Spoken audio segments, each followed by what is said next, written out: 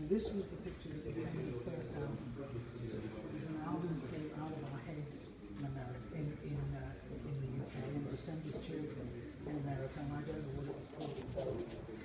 I guess it was Out of Our Heads, but I really don't know. So that became a really important picture to me.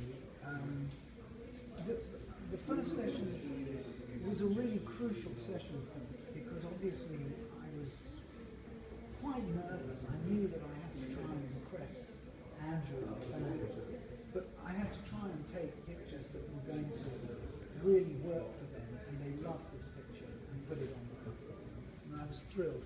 And then this is another picture in the studio from the same scene. And I think what I like about this is it illustrates what I was saying about the 5 individuals, and yet they merge into a band.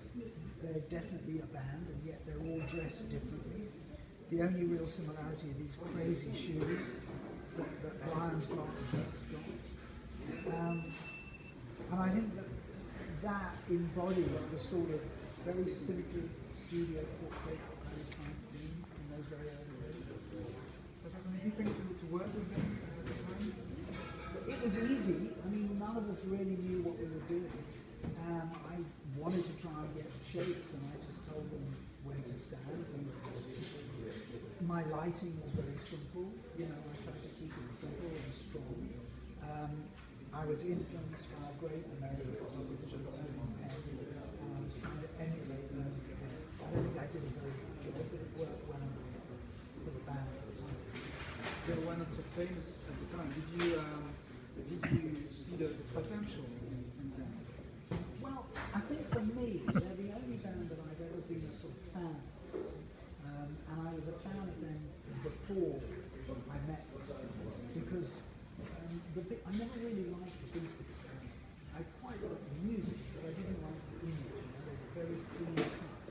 And the Stones were naughty, and they were rebellious, and they were edgy, and they were sexy, and they were dangerous. And I thought that was much more exciting and interesting.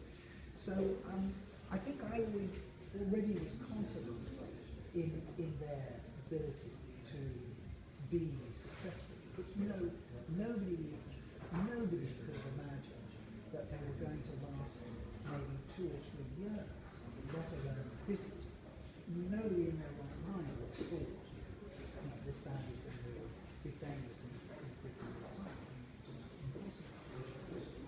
So the concept of fame and longevity just never really came into the equation. It wasn't really something we thought of.